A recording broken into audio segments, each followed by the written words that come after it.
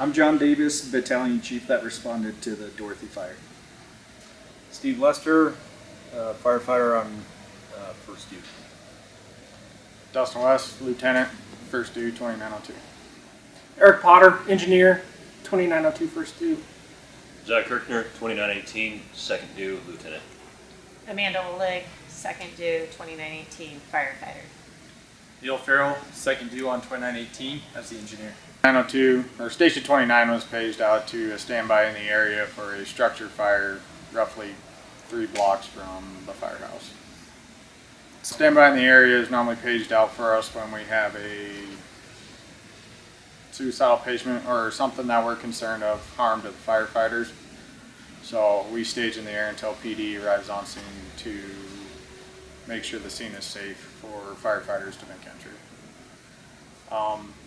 We don't normally get that ever for fires because we normally respond in, so I made contact with dispatch to see why we were standing by for a structure fire.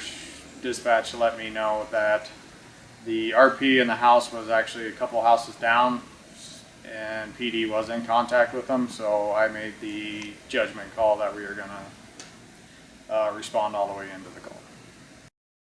Our RP tried to commit arson on his own home. His home is currently smoking. He thinks it might have burnt itself out, but he's not sure.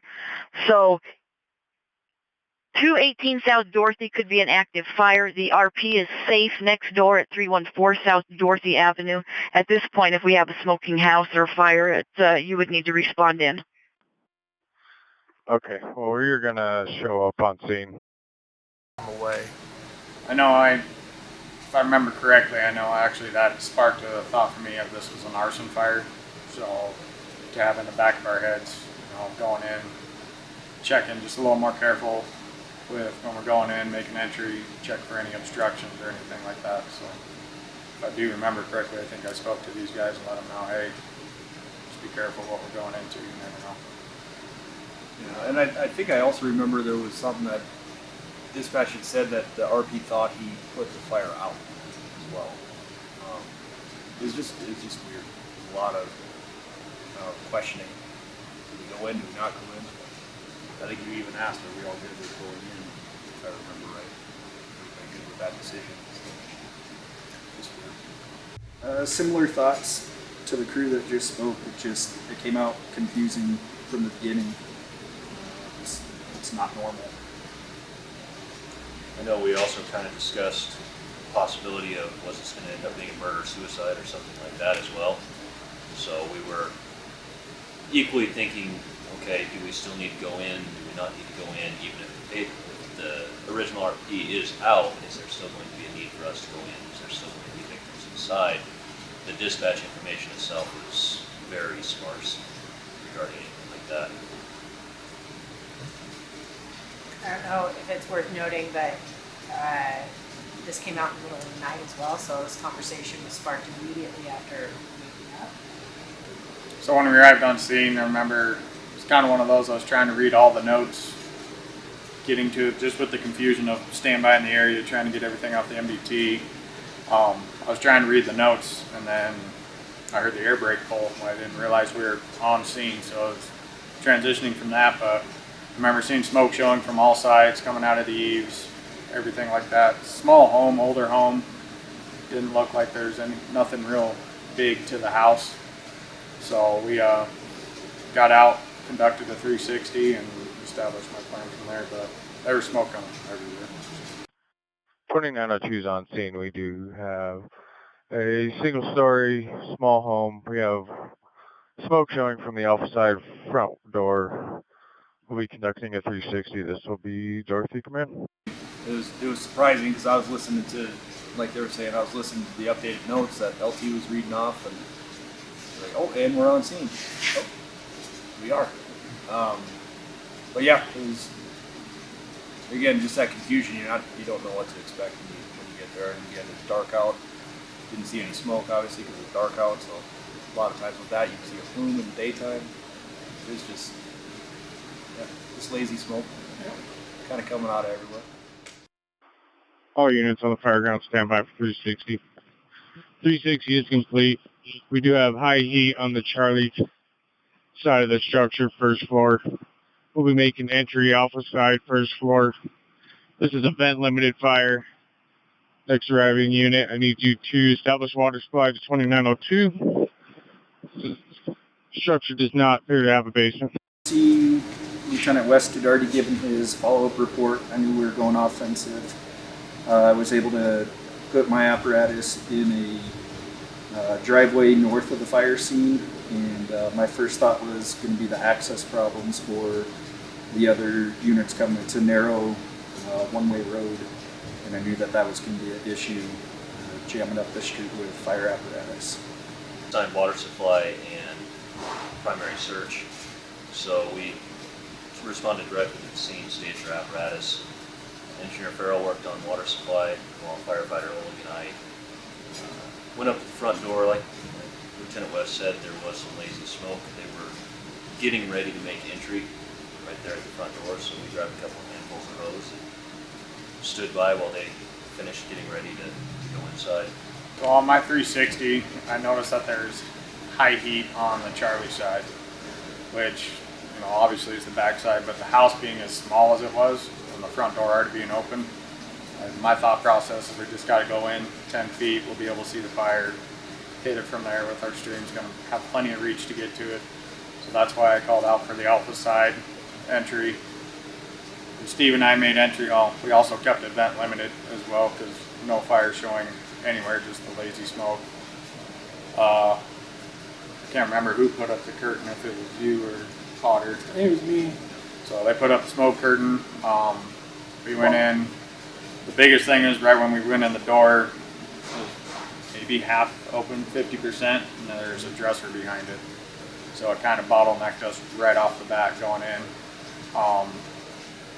Took our time, we were doing all right. Smoke was, my temperatures at the front door were 150, so I didn't have a lot of high heat, but I did have smoke pretty low. Almost, actually probably to the ground, which should have been probably a red flag, but it wasn't. Kept going. We made it about 10 or 15 feet in, and Lester let me know that, hey, we got a soft floor. So we face to face with you, right? Yep. Face to face with them. They're right behind us, helping us get hose in, and as soon as Lester told me floor soft, we exited the structure. Conditions inside, spongy floor. Troy made contact with crew 2. Was advised to back out. I copy. All units from command. All units from command. Let's everybody back out with the spongy floor. Let's apply water from the outside, and we'll reevaluate after we've got some fire control and change in conditions. All units back out of the structure. A lot of condition change from the outside that was visible. You arrived on scene and I asked you to be the safety officer. The radio traffic was calm. I knew what the crews were doing, what their assignments were. That was clear to me.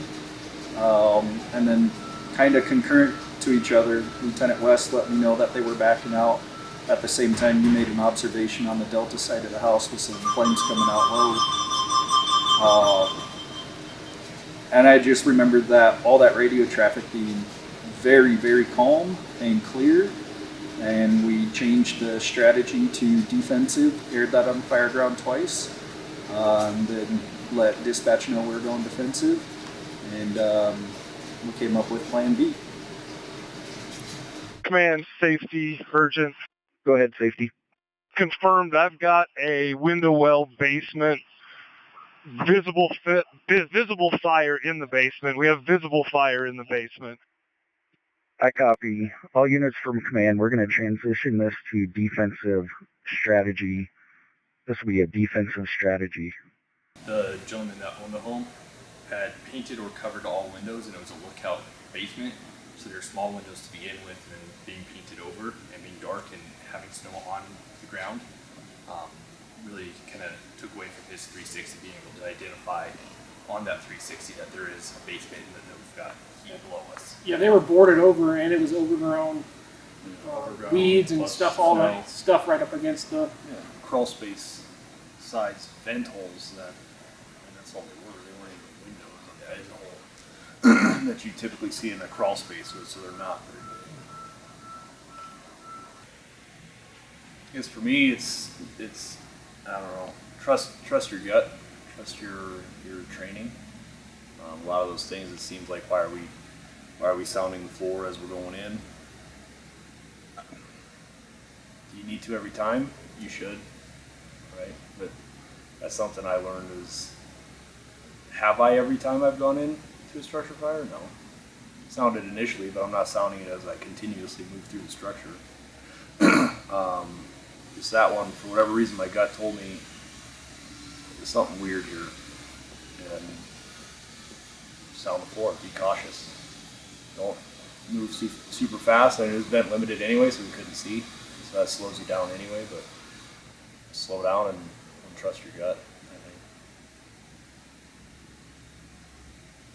I I think it's important that firefighter Lester stopped, talked with Lieutenant West, had a very brief conversation. Lieutenant West didn't question him. He trusted him and said, let's get out.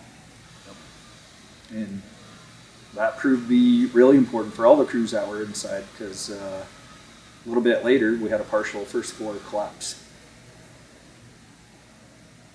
For me, just as the officer, slow down, I guess, a little bit.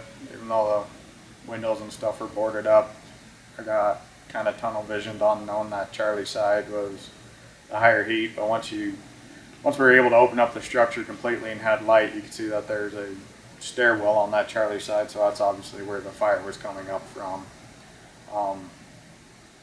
Still not sure if it was 100% supposed to be a basement or not, because half of it was still dirt, like someone hand dug the other half out. But I just slowing down, paying attention, listening to your guys for sure. But yeah, even though there were small windows, I should have caught it with the tick. So definitely something that you pay attention to on your next fires.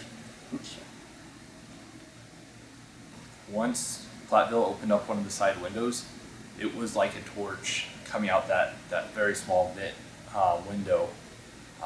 The thought of one of our guys being in there is no chance of survivability. So I think that's a credit to this crew of how great they did on listening to each other, seeing what was going on, and making that decision to pull out. It would have been a terrible call. So there's no trusses where the floor was sagging. There's actually 2 hardwood floors there, one stacked on, and then foam, and then carpet. So I think that's actually probably why it hadn't fully collapsed, because of the 2 hardwood floors being there, keeping it intact.